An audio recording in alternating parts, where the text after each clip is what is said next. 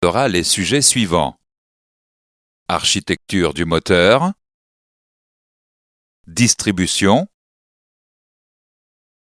consignes de sécurité, propreté, maintenance, démontage du moteur et contrôle, remontage du moteur. Chaque leçon de ce cours est validée par un test de prérequis. Vous devrez réussir successivement tous ces tests pour certifier votre accès au cours en centre de formation.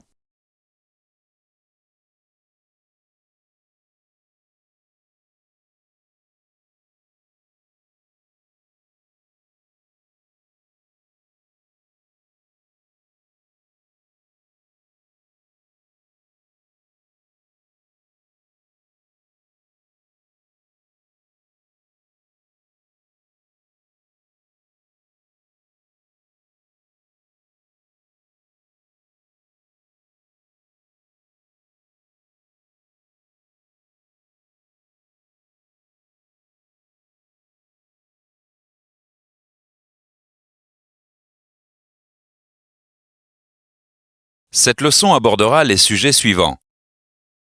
Le fonctionnement du moteur, le carter-cylindre, les éléments fixes, les éléments mobiles. Les moteurs essence ou diesel à combustion interne transforment l'énergie calorifique en énergie mécanique durant un cycle de 4 temps. Quel que soit le type de moteur, le vilebrequin doit effectuer 2 tours, soit 720 degrés pour réaliser un cycle complet. Un temps vaut 180 degrés de tour de vilebrequin. Pour fonctionner, le moteur a besoin d'un mélange d'étonnant composé d'essence ou de gazole et d'oxygène présent dans l'air. Le fonctionnement du moteur s'effectue selon le cycle suivant. L'admission du mélange air-essence, la compression, l'allumage du mélange, la combustion détente et l'échappement. Dans un moteur diesel, la combustion du mélange s'effectue par simple compression suivie d'une injection de gazole. Par opposition, l'allumage des moteurs à essence se fait par une étincelle. Les moteurs diesel sont appelés moteurs à auto-inflammation. Cliquez sur la clé. Le fonctionnement se fait selon le cycle suivant. L'admission, la compression, l'injection du gazole, la combustion détente et l'échappement. Voyons d'abord la première phase du cycle, l'admission. La descente du piston crée une dépression qui aspire le mélange ou l'air par la soupape d'admission ouverte. Durant cette phase, la soupape d'échappement est fermée. Le piston redescend au point mort bas, la soupape d'admission se referme. La seconde phase est la compression. Les deux soupapes sont fermées. Le piston remonte au point mort haut. Le mélange est alors comprimé dans la chambre de combustion. Le mélange compressé s'échauffe.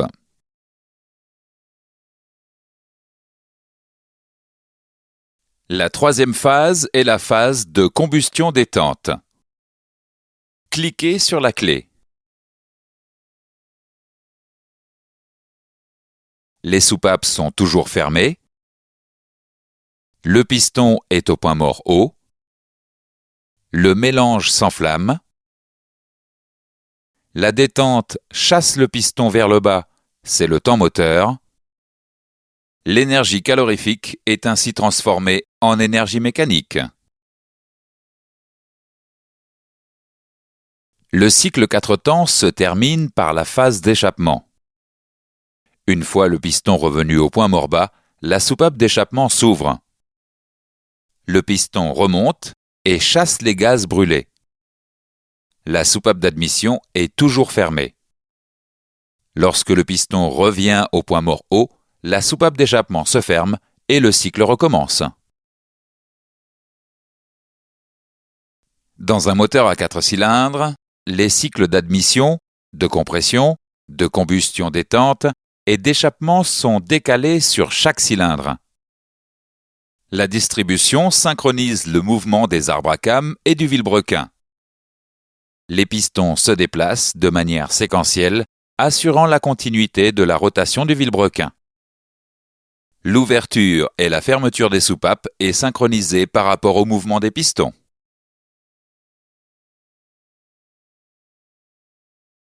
Les moments d'ouverture et de fermeture des soupapes dans le cycle 4 temps vu précédemment sont théoriques. En réalité, l'ouverture et la fermeture des soupapes sont décalées pour optimiser les performances du moteur. L'épure de distribution représente les valeurs d'avance à l'ouverture et de retard à la fermeture des soupapes. Vous pouvez déplacer le curseur de votre souris sur l'épure de distribution pour identifier les différents états.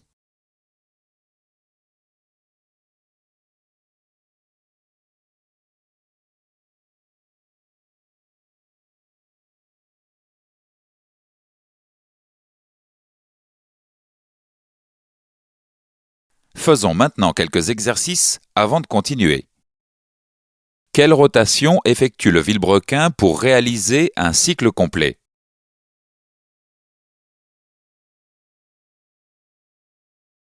Classez les phases de fonctionnement d'un moteur diesel dans l'ordre.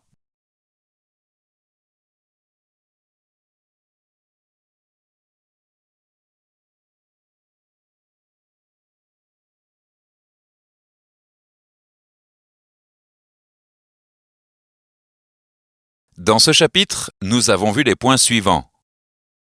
Les moteurs à combustion interne transforment l'énergie calorifique en énergie mécanique, c'est le cycle 4 temps. Dans un moteur diesel, la combustion du mélange s'effectue par simple compression d'air suivie d'une injection de gazole.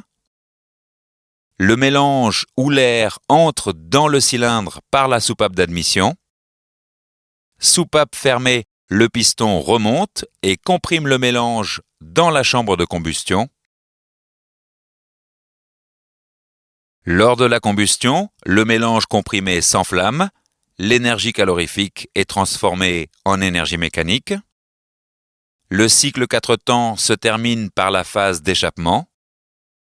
Les cycles sont décalés sur chaque cylindre. Les pistons se déplacent de manière séquentielle, assurant la continuité de la rotation du vilebrequin. L'épure de distribution représente les valeurs d'avance à l'ouverture et de retard à la fermeture des soupapes. La plaque d'identification moteur est gravée, rivetée ou collée sur le moteur. Elle n'est pas toujours accessible, mais de plus en plus souvent, une étiquette autocollante située sur le carter de distribution rappelle le type de moteur. Pour connaître avec exactitude l'emplacement de la plaque d'identification moteur, référez-vous au manuel de réparation par organe ou à Dialogis. Voici la description d'une plaque d'identification moteur. Nous allons d'abord détailler le type moteur qui est ici G9T. Le premier caractère à gauche correspond à la gamme moteur. Dans notre exemple, la lettre G correspond à un moteur avec un carter fonte, des chemises sèches et une culasse en aluminium. Le deuxième caractère symbolise le type de culasse. Dans l'exemple, le chiffre 9 correspond à une culasse de moteur diesel à injection directe. Enfin, le dernier caractère correspond à la cylindrée en centimètres cubes. Par exemple, la lettre T correspond à une cylindrée comprise entre 2151 et 2300 cm3. Le reste des caractères sur la plaque d'identification donne d'autres indications. Le caractère L correspond à la lettre d'homologation du moteur. Le chiffre 7 indique l'identité de Renault SAS. Le numéro 20 correspond à l'indice moteur. Ce numéro correspond à la référence du moteur assemblé. La lettre C correspond à l'usine de fabrication du moteur. Enfin, le numéro suivant correspond au numéro de fabrication du moteur. Vous pouvez déplacer le curseur de votre souris sur les éléments pour les identifier.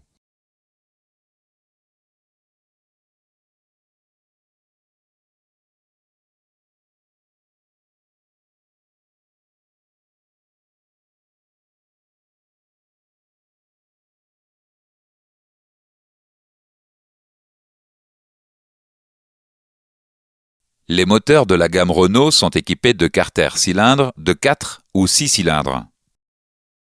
Les carters cylindres sont généralement configurés en ligne ou en V.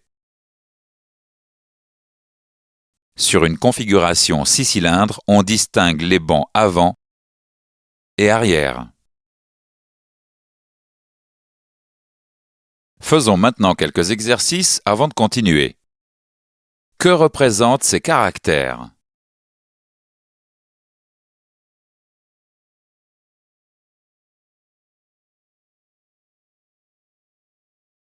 Que représentent ces caractères?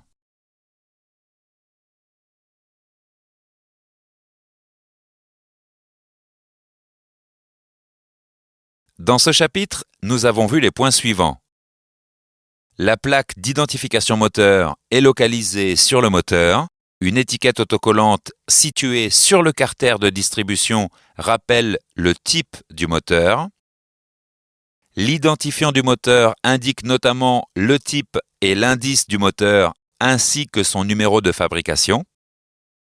Les moteurs de la gamme Renault sont équipés de carters cylindres de 4 ou 6 cylindres. Voyons maintenant les éléments fixes du moteur. Le moteur est principalement composé des éléments fixes suivants. Le carter cylindre, le carter d'huile ou carter inférieur, la culasse, le couvre-culasse, le collecteur d'échappement et le collecteur d'admission. Vous pouvez déplacer le curseur de votre souris sur les éléments pour les identifier.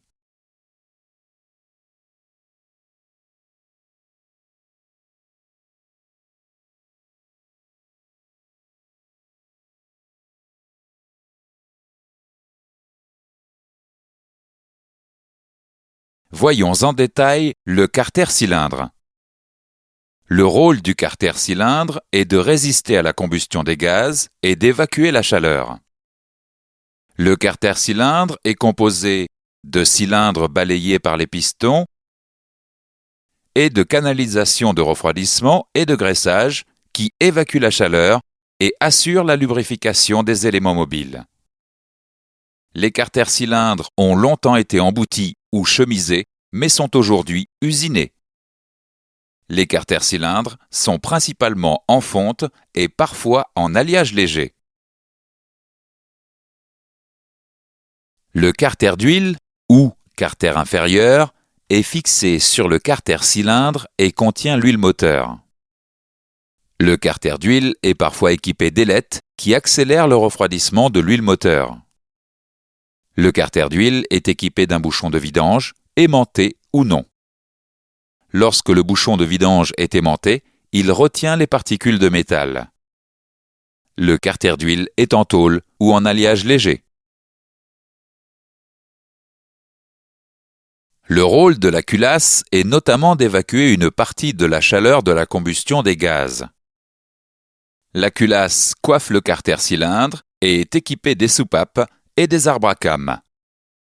La culasse est constituée des éléments suivants: des chambres de combustion dans lesquelles se trouvent les bougies de préchauffage ou d'allumage, des orifices d'admission des gaz frais, des orifices d'échappement des gaz brûlés et un réseau de conduits de refroidissement qui communique avec le carter cylindre.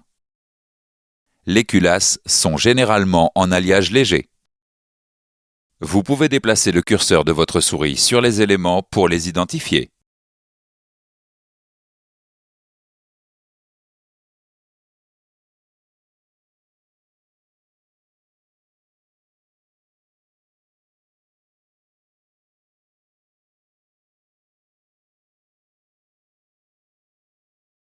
Le joint de culasse est situé entre le carter-cylindre et la culasse.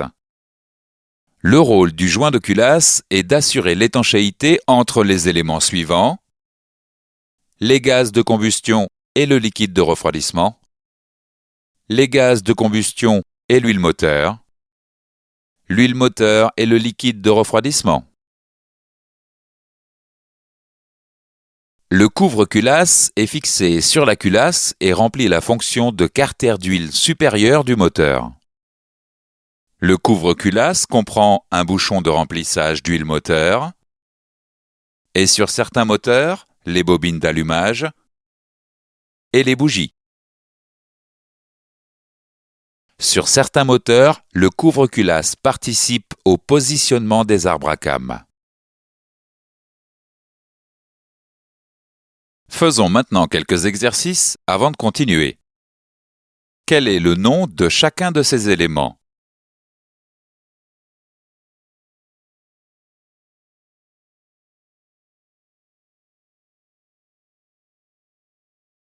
De quels éléments est constituée une culasse?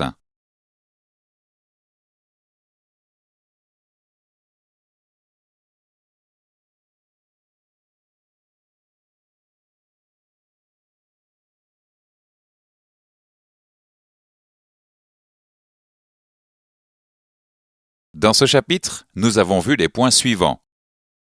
Les éléments fixes du moteur sont principalement les carters, la culasse et les collecteurs. Le carter-cylindre est composé de cylindres balayés par les pistons et de canalisations de refroidissement et de graissage. Le carter d'huile ou carter inférieur est fixé sur le carter-cylindre et contient l'huile moteur.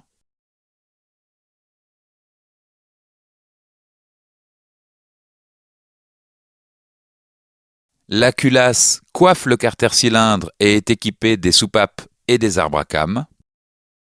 Le couvre-culasse est fixé sur la culasse et remplit la fonction de carter d'huile supérieure du moteur. Les éléments mobiles du moteur sont les suivants: les pistons et leurs segments, les bielles et leurs coussinets, le vilebrequin, les arbres à cames, les soupapes, la distribution et le décaleur de distribution, et sur certains moteurs, les arbres d'équilibrage. Vous pouvez déplacer le curseur de votre souris sur les éléments pour les identifier.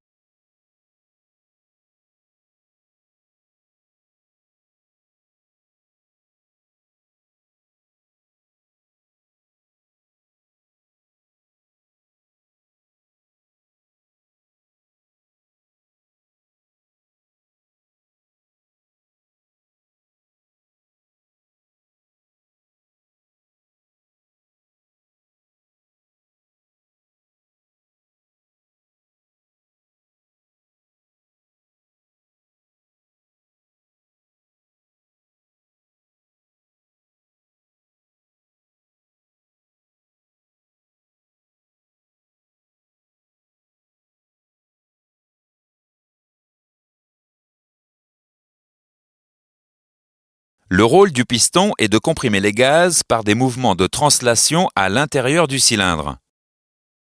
Le piston est composé des éléments suivants: une tête de forme cylindrique de diamètre légèrement inférieur à celui du cylindre, une jupe qui permet son guidage dans le cylindre, un axe en acier traité pour résister aux efforts de flexion qui assure la liaison avec la bielle. Le piston est moulé, parfois en fonte, mais généralement en alliage léger. Pour améliorer le rendement du moteur, les pistons peuvent disposer de plusieurs configurations. Le piston comporte 3 types de segments qui sont des anneaux circulaires en fonte douce, parfois en acier, et pourvus d'une fente qui leur donne une certaine élasticité. Le segment pare-feu empêche le passage des flammes vers le carter d'huile. Le segment d'étanchéité assure le maintien de la compression des gaz. Et le segment racleur d'huile empêche les remontées d'huile vers les chambres de combustion. La bielle transmet l'effort de poussée du piston au vilebrequin. La bielle transforme le mouvement de translation du piston en mouvement circulaire continu du vilebrequin. La bielle, en acier forgé à très haute résistance, est composée des éléments suivants. Un pied de bielle articulé au piston par l'intermédiaire de l'axe du piston et une tête de bielle qui tourne autour du vilebrequin est constituée d'un chapeau de bielle démontable.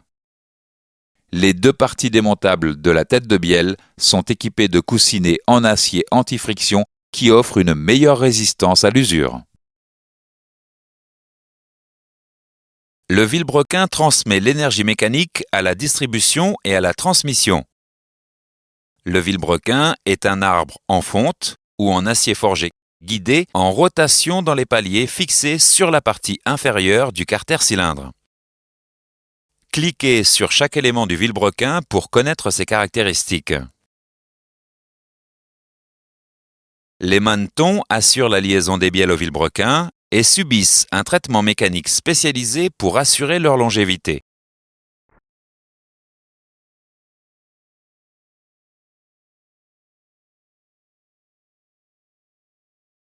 Les tourillons assurent le guidage en rotation. L'axe des tourillons constitue la ligne d'arbre du vilebrequin. Les tourillons subissent également un traitement mécanique.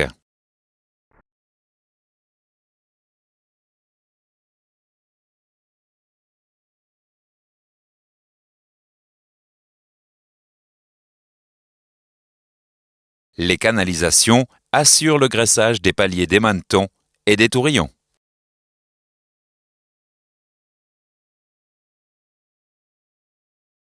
L'arbre à cames est un arbre comportant les éléments suivants. Des excroissances en acier traité appelées cames et des paliers ayant subi un traitement mécanique pour favoriser leur longévité. L'arbre à cames est monté principalement sur la culasse et parfois sur le couvre-culasse. L'arbre à cames commande l'ouverture et la fermeture des soupapes. Le vilebrequin entraîne les cames en rotation par l'intermédiaire de la distribution.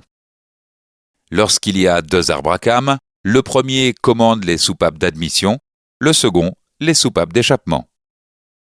L'ouverture et la fermeture des soupapes sont synchronisées avec le mouvement du vilebrequin, c'est le calage de la distribution. Vous pouvez déplacer le curseur de votre souris sur les éléments pour les identifier.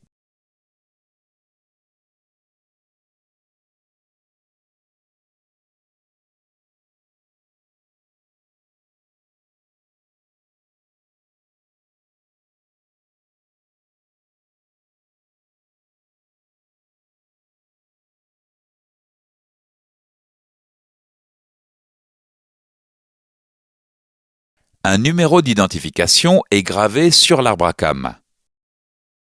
Les trois premiers caractères indiquent le type du moteur. Le caractère suivant permet de distinguer l'arbre à cames d'admission A de l'arbre à cames d'échappement E. Les derniers caractères sont utilisés par le fabricant. Voyons maintenant les commandes de soupape.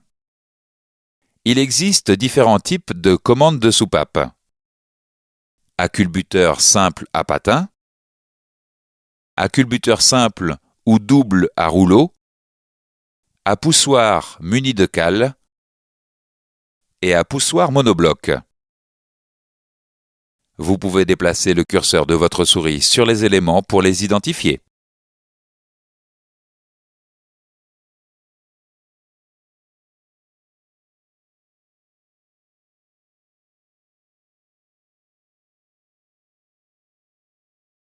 Les soupapes sont situées sur la culasse et ouvrent et ferment le conduit d'admission ou le conduit d'échappement.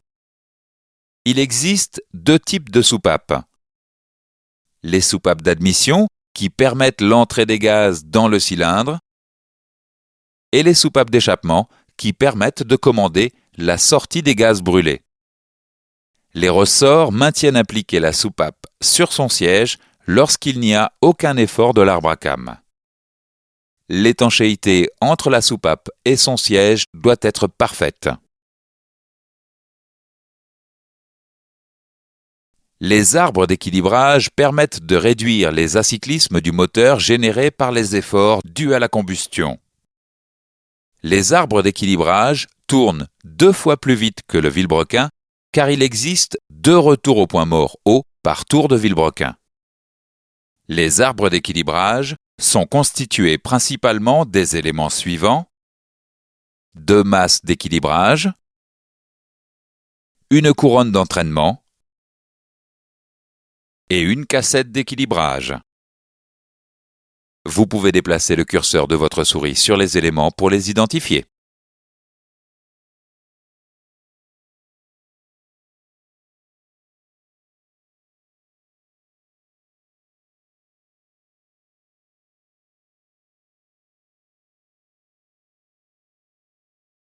Faisons maintenant quelques exercices avant de continuer. Quel est le nom de chacun de ces éléments?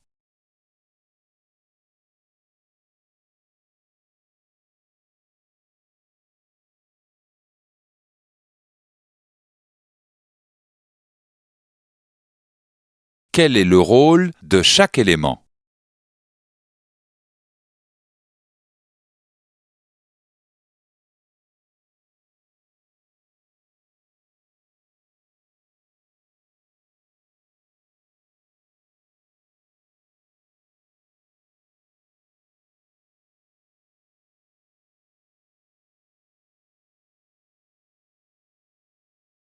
Dans ce chapitre, nous avons vu les points suivants. Les éléments mobiles sont les pistons, les bielles, le vilebrequin, les arbres à cames, les soupapes, la distribution et les arbres d'équilibrage. Le rôle du piston est de comprimer les gaz par des mouvements de translation à l'intérieur du cylindre. La bielle transmet l'effort de poussée du piston au vilebrequin.